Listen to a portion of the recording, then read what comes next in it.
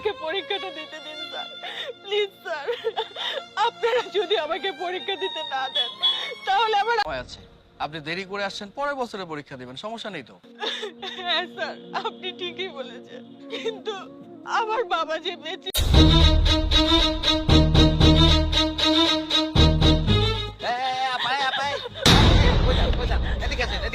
এখন চাইতে দেওয়া যাইব না। আমি জানি আমি 40 মিনিট লেট করছি, দয়া করে আপনি আমার পরীক্ষাটা দিতে দেন। না না আপনার চলে যান আপনি। ভাইজান, আমি আপনার পায়ে পড়ে ভাইজান, আপনি আমাকে পরীক্ষাটা দেওয়ার ব্যবস্থা করে দিন। আরে উঠেন উঠেন, শুনেন ভাই, আমার তো চাকরির চিন্তাটা আপনার। পরীক্ষাটা দিতে দিন, আমি জানি আপনি চাইলেই পারবেন। বুঝলে, আমি যদি পারতাম তাহলে আমি তোমার আগে যেতে যেতাম, আমি দিতে পারুম না। না, আমার বাবারও খুব স্বপ্ন আমাকে এই বছরই পরীক্ষা দিতে হবে, তা না হলে আমার যে আত্মহত্যা করা ছাড়া কোনো উপায় নেই। তার থেকে এক কাজ করেন, আপনি কিন্তু চলে যান। এমন করবেন না ভাই, তাহলে যে আমার আত্মহত্যা করা ছাড়া কোনো উপায় থাকবে না। এ এখন আইছে পরীক্ষা দিতে। হ্যাঁ, পরীক্ষা তো অনেক আগে শুরু হয়েছে, এখন তো আসলে হবে না। স্যার, আমাকে পরীক্ষাটা দিতে দিন স্যার। তাহলে আপনাকে আত্মহত্যা করতে হবে? কি সব কথা বলছেন আপনি? আপনার কাছে তো যথেষ্ট সময় আছে, আপনি দেরি করে আসছেন, পরের বছরে পরীক্ষা দিবেন, সমস্যা নেই তো। খুব স্বপ্ন এই পরীক্ষাটা নিয়ে, এই বছরই যাতে দেই পরীক্ষাটা। আর দেখুন, প্রত্যেকটা মা বাবারই স্বপ্ন থাকে সন্তান যেন ভালো কিছু। কিন্তু আমার বাবা যে বেঁচে নেই, আমি আমার বাবার লাশ রেখে পরীক্ষা দিতে এসেছি। যাচ্ছে বাবা। বাবা, তোমার না খুব স্বপ্ন ছিল তোমার মেয়ে বিসিএস ক্যাডার পরীক্ষা দিবে, তুমি আমার জন্য দোয়া করো বাবা, যাতে আমি তোমার সমস্ত স্বপ্ন পূরণ করতে পারি। ও বাবা, বাবা, দেখো বাবা, তোমার মেয়ে বিসিএস পরীক্ষা দিতে যাচ্ছে বাবা। বাবা, করো না বাবা, মা, বাবাকে বলো না, বাবা যাতে উঠে আমাকে দোয়া করে। কি হলো মা, বলো। আপু, বাবার কোনোদিনই কথা বলবে না। তোর বাবা তোরই নিতে হবে। ও মা, আমাকে আমার বাবার স্বপ্ন পূরণ করতে হবে, আমাকে এই পরিবারের দায়িত্ব নিতে হবে। পরীক্ষা দিস মা, মনে রাখিস তোর বাবার অনেক স্বপ্ন ছিল, স্বপ্নটুকু মনে রেখে পরীক্ষা দিয়ে আসিস মা। যা, দেরি হয়ে যাবে মা, যা যা। বাবা গো, ও বাবা, বাবা, তুমি আমাকে ক্ষমা করে দিও বাবা, ক্ষমা করে দিও।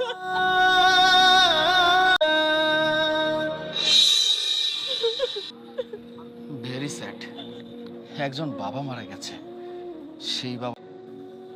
আমি আবেগে আপ্লুত হয়েছি। মাসুদ সাহেব, স্যার। ওনার পরীক্ষা দেওয়ার ব্যবস্থা করুন। স্যার, এ থেকে সেই পরীক্ষা দেখব। ঠিক আছে স্যার, আমি ব্যবস্থা করতেছি। আপনি আমার সঙ্গে আসুন। এক্ষুনি বাড়ি থেকে বের হয়ে যাবি, তোর মুখ আমি আর দেখতে চাই না। কেন ভাইয়া, কি হয়েছে? আমি কি কোনো ভুল করেছি? এত কৈফিয়ত তো আমি তোকে দিব না। একমাত্র আপনজন, তোমরা যদি আমাকে বাড়ি থেকে বের করে দাও, আমি কোথায় যাব ভাইয়া বলো? তুই কোথায় যাবি সেটা আমি কি করে জানি? তোর অপরাধ কি তুই জানিস না? তোর বাবা নাই, তোর মা নাই, তোকে আমার জামাই আর কতকাল বসিয়ে বসিয়ে খাওয়াবে, তার উপরে আবার নতুন বায়না, নিজে ইনকাম করে খা। ভাইয়া, আমাদের বাবা তো আমাদের জন্য এত সহায় সম্পত্তি রেখে গেছে, তুমি তোমার একমাত্র বোনকে খাওয়াতে পারবে না বলে বাড়িতে হলেও আমাকে খেতে দিও, আমি তোমাদের বাড়ির সব কাজ করে দিব। বাড়িতে তো একটা কাজের লোক লাগে, বোন হিসেবে না, তুমি একটা কাজের লোক হিসেবে আমাকে রেখে দিও। আছে সেটা আমরা নিজেরাই করে নিতে পারবো। আর শুনো, তুমি তোমার বোনের কথা গলে যেও না, ওকে এই বাড়িতে রাখলে শুধু খাওয়া দাওয়া, জামা কাপড়। বাবা মারা যাওয়ার সময় তুমি না বাবাকে কথা দিয়েছিলা তুমি আমাকে কোনোদিন ফেলবে না, তাহলে আজকে আমাকে কেন বাড়ি থেকে বের করে দিচ্ছ? এই বাবা, এখন বাড়ি বাবা আমার নামে লিখে দিয়েছে, সম্পত্তি আমার, তোকে আমার আর দরকার নেই, তুই এক্ষুনি বাড়ি থেকে বেরো। যা, বেরো। ও আচ্ছা, ভালোভাবে বলতে আমি আমার সব সম্পত্তি আমি তোমাকে দিয়ে দিতাম, কিন্তু তুমি তো তোমার বউয়ের কথা শুনে আমাকে বাড়ি থেকে বের করে দিচ্ছ। যেহেতু তুমি তোমার উপরে তোমার বোনের লোভ করেছে, সেটা এখন মুখ ফসকে বের হয়ে গেল তো? আমার কথা তোমার বিশ্বাস হলো তো? হ্যাঁ, তোমার কথা বিশ্বাস হয়েছে। বের হওয়া বলছি, নাইলে কিন্তু তোকে আমি। কি করবা? মেরে ফেলবা? মারো তাহলে আমাকে। আমি আমার বাবার সম্পত্তির ভাগ না নিয়ে এখান থেকে চলো ভিতরে চলো।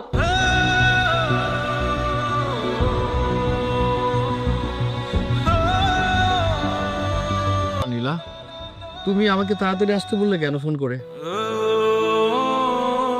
কি ব্যাপার, তুমি চুপ করে আছো? হাতে বাড়ি থেকে বের করে দিয়েছে। আমি বুঝতে পারছি না আমি এখন কোথায় যাব, কি করব। কি কি বলে তুমি? তোমার ভাই ভাবি তোমাকে বাড়ি থেকে, এটাই তো আমি বুঝতে পারছি না। সাগর, বাবা মারা যাওয়ার পরে ভাইয়া ভাবি আমার সব থেকে আপন ছিল। এখন আমার এই দুনিয়াতে আর কেউ নাই।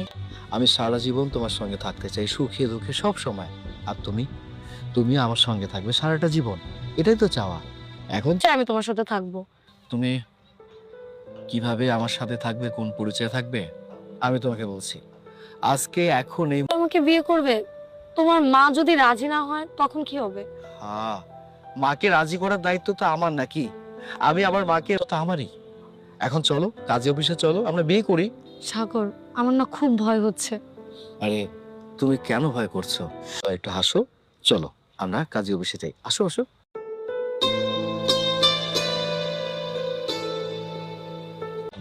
মা, ওর নাম নীলা। আমি ওকে আগে থেকে পছন্দ করতাম। আজকে আমরা দুজনকে বিয়ে করেছি। তুই আমাদেরকে না যা আমি তোমাকে না জেনে বিয়েটা করা ঠিক করিনি। কি করবো বলো, নীলার তো মা বাবা নেই, মা বাবা মারা গেছে অনেক আগে। ওর ভাই ভাবির কাছে বাঁচতাম। আমি যদি ওকে বিয়ে না করতাম মা, তাহলে ও কোথায় যেত বলো তো? এই জন্য বিয়েটা করেছি। কি বলছিস তুই? শোন, তুই এখনই এই চাল চুলোহীন মেয়েটাকে নিয়ে বাড়ি থেকে বেরিয়ে যা। মা থেকে বের করে দিব না মানে? তুই সব কি বলছিস? আমি গরিব এতিম মেয়েটাকে আমার ঘরে বউ বলে মেনে নেব? মা তুমি একটু, এটা তো দেখতে ভালো লাগবে না মা। তুমি ভাইয়া ভাবিকে মেনে নাও। তাই এই তুই গরিব মেয়েটাকে ভাবি বলে ডাকছিস ভাবি? এই মেয়ে যেন একবারই আমার সাথে কথা বলতে না আসে। আর এই বাড়িতে থাকতে হলে ওকে কাজের লোক হয়ে থাকতে হবে। তো কথা বলতেই পারে মানুষ, স্বাভাবিক ব্যাপার। এটা নিয়ে তুমি মন খারাপ করো না। দেখো আমি তোমাকে বলেছি না, মা মেনে নেবে মানে মেনে নেবে। ভাইয়া ভাবি দাও না।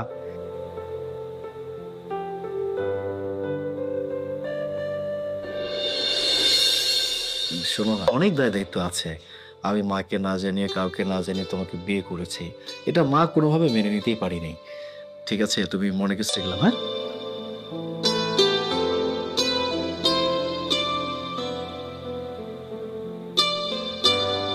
লাশ সাহেবের বেটি, হ্যাঁ? এখনো পায়ের উপরে পা তুলে খাটের মধ্যে বইসা রইছ? ওই তাই একটু বসলাম। হ্যাঁ, তোমাকে ঢাক ঢোল বাজিয়ে বলতে হবে। এই তোকে এই বাড়িতে আসার পরে বলি নাই? হ্যাঁ মা, আমার মনে আছে। আপনার কি কিছু লাগবে? আমার কিছু লাগবে না। ওই যে ডাইনিং টেবিলে, ওই যে ড্রয়িং রুমে। এখনই যাচ্ছি। আচ্ছা আমি এক্ষুনি যাচ্ছি। আমি এত বড় অভাগা, সারা জীবনের যে ভালোবাসা মায়ের থেকে পাইনি সেটা শাশুড়ির থেকে নেব। কিন্তু গেছিস যেই মাত্র তোকে আমি কোনো কাজের কথা বলেছি, অন্যতে ইচ্ছা করে আমার জিনিসপত্র ভাঙা শুরু করেছি, যাতে তোকে আমি কিসের শব্দ শুনলাম? কি হবে বাবা? যে আর আমি থালা বাসন মাজতে কইছি, অমনি আমার সমস্ত জিনিসপত্র ভাবি, ওই মার কথাই তুমি রাগ করো না, বুঝছো? মানে মা তো বুঝে না। এই শোনো না, আমি না তোমাকে একটা কথা বলতে চাচ্ছিলাম। কথা বলবে, বলে ফেলে, এত সংকোচের কি? তুমি যদি মাস্টার্স পরীক্ষাটা দাও, ভালো রেজাল্ট করো, সেটা আমার জন্যই তো ভালো। এটা আমার জন্য খুশির সংবাদ না? এটা নিয়ে এত ঘুরে পেয়েছে কথা বলে তো কোনো কিছু আমি দেখছি। এটা নিয়ে তোমার ভাবতে হবে না, ডোন্ট ওয়ারি। আমি যখন সকাল অফিসে যাব, ঠিক সেই সময়টা মায়ের সাথে কথা বলে তারপর অফিসে যাব। ওকে? এ কি, আপনি পড়ে গেলেন কেন? আপনিও কি দৌড়াতে চেয়েছিলেন? বিলাসিতা, একটা পঙ্গু মানুষ, ওনার এখন শখ জেগেছে, বিকেলে লেকে হাঁটতে আসবে। এই মেয়ে, কথা কম বলো। কোন দুঃখে যে আমি হসপিটালে চাকরিটা নিয়েছিলাম। আসলে হসপিটালের দোষ না, দোষটা হচ্ছে তোমার ভ্যাকসিনের দোষ? ঠিক আছে, এখন আমার হাতটা ধরো, আমি লেক পারে হাঁটবো।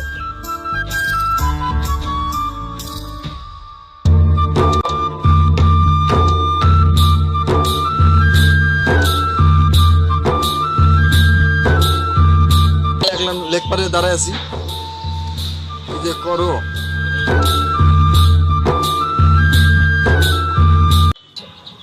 ভাই আপনি কিন্তু জিতছেন, এক পাও নাই, তারপরও যে আপনার বউ এত সেবা যত্ন করে। আর দেখেন আমার বউ, ও বুঝতে পারছি, জাস্ট ফ্রেন্ড তাই না? আমার বউ ওই জাস্ট ফ্রেন্ডের সাথে কক্সবাজার ঘুরতে গেছে। তবে যাই হোক ভাই, আপনাদের দুজনে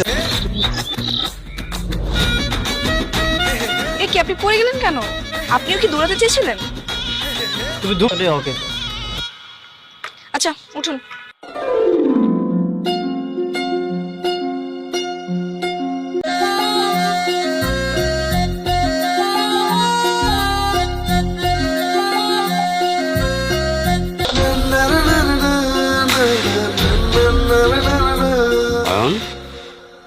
ব্যথা অনুভব করছিস বাবা? সব ঠিক হয়ে যাবে বাবা, এই 1-2 সপ্তাহ ওষুধ খেলে নিয়ম করে সব ভালো হয়ে যাবে। আর মাত্র 2 সপ্তাহ বাবা? স্যার না বাবা, ঠিক মতো সেবা যত্ন করছে না। শোনো, ঠিক মতো সেবা যত্ন না করলে তোমার সামনের মাসের স্যালারি কাট। ঠিক মতো সেবা যত্ন করো। আর এ কি, তুমি অ্যাপ্রন পরোনি কেন? স্যার এখন তো হসপিটালে না। ভুল তোমাকে ধরতে হবে না, বেশি বোঝো, আর বেশি বোঝার কারণে আজকে এই পরিণতি হয়েছে। শোনো বাবা, আমি হসপিটালে যাই। যাবো। আচ্ছা।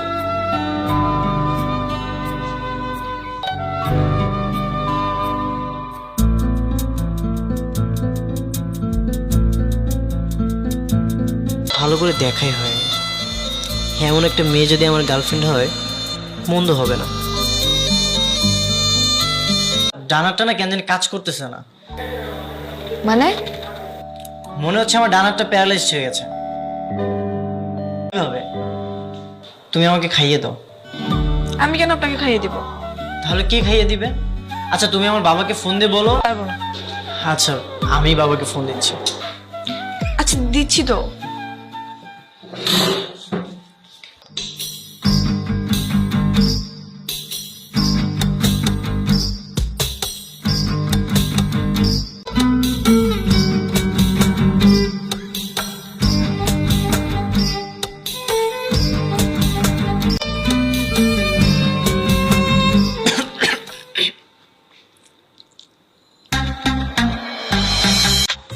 না মানে তোমার হাতে খেতে ইচ্ছা করছিল তাই। আমার হাতে খেতে ইচ্ছে করতেছিল। এই আমি কি আপনার বিয়ে করা বউ? আমি একজন মেয়ে। দ্রুত আমার বিয়েটা করতে হবে।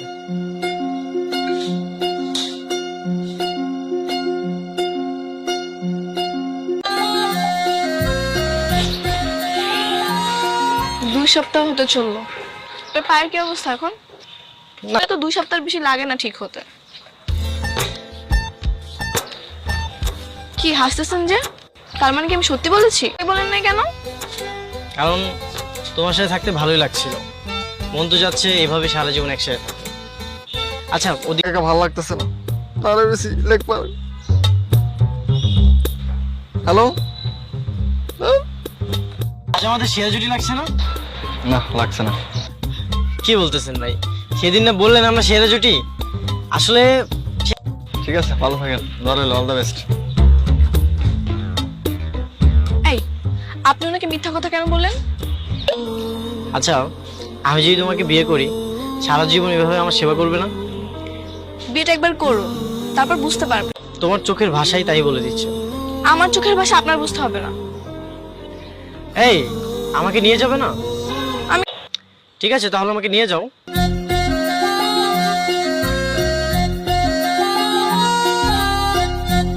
দেখেন, সেদিন আপনি যদি বলতেন যে আপনি স্যারের ছেলে, তাহলে আজকে এই পরিস্থিতির শিকার আপনাকে হতে হতো না। অবশ্যই ডাক থেকে ভালো কিছু বলতে পারেন সেরকমই।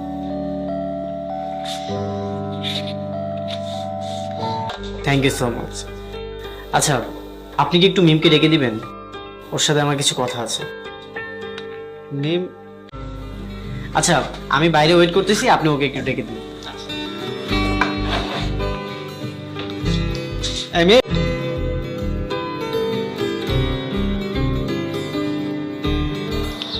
কি ব্যাপার এমন দূরে দূরে প্রয়োজন? যদি সারা জীবন পাশে রাখার প্রয়োজন তৈরি করি? মানে মানে হ্যাঁ, আমি আজই আমার বাবাকে বলবো। আমার বিশ্বাস আমার পছন্দের মানুষকে আমার বাবা অবশ্যই থাকবে। দেখা যাক কি হয়। আমি সত্যি আজ আমার বাবাকে বলবো।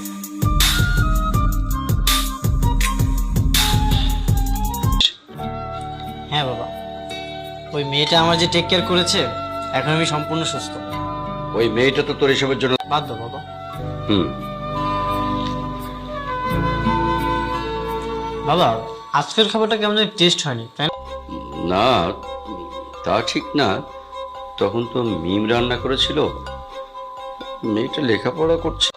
বাড়িতে পার্মানেন্ট কেউ দরকার না? হুম, আমিও ভেবেছিলাম একটা পার্মানেন্ট বউ রেখে দিব। জি না। তাহলে বাড়িতে একজন বউ আসলে সংসারটা গুছিয়ে নিত না? শুনেছ হারামজাদা ছেলের কথা? এই ফাজিল ছেলে, নিজের বিয়ের কথা ঘুরিয়ে পেঁচিয়ে বলছো, তাই না? আসলে হয়েছে কি বাবা, এই কয়েকদিন আমাদের পুরো বাড়িটা কেমন শূন্য দালানের মতো লাগছে। হুম, মিম মেয়েটা ভালোই ছিল বাবা। তোমাকে আচ্ছা আচ্ছা আচ্ছা, এইবার আমি ক্লিয়ার বুঝতে পেরেছি। ওই গরুর ভ্যাকসিন দিয়ে তোকে অসুস্থ করা করেছে, তাই না? দাঁড়া, কালোর খবর আছে। না বাবা, তুমি ভুল বুঝতেছো। ভুল বুঝি আর ঠিক বুঝি, আমি কালকে ওকে দেখে ছাড়বো।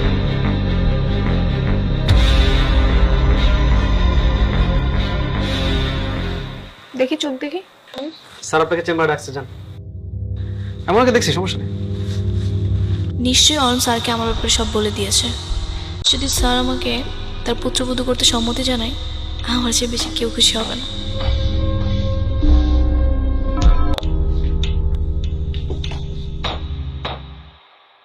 জি স্যার, বলুন। না স্যার।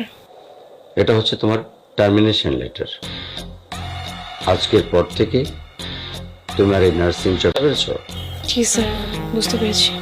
দ্যাটস ফাইন, বাসায় চলে যাও। তুই বাবা মিমকে চাকরি থেকে বের করে দিয়েছে? হ্যাঁ, স্যার তোর চাকরি বাতিল করে দিয়েছে। মানে স্যার যে কেন বাতিল করেছে এটা শুধুমাত্র আমি জানি, কেউ না।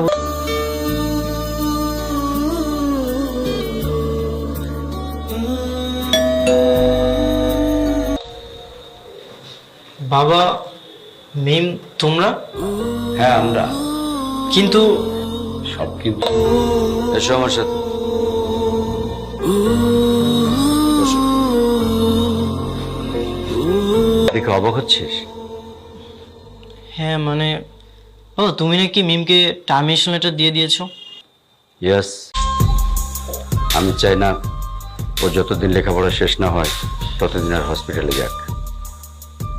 বাবা, একদম উপযুক্ত পাত্রী, যার ছোঁয়ায় এ বাড়ির পরিবেশ একেবারে চেঞ্জ হয়ে গেছে। তাই বৌমা হিসেবে আমার সাথে তোদের বিয়ে।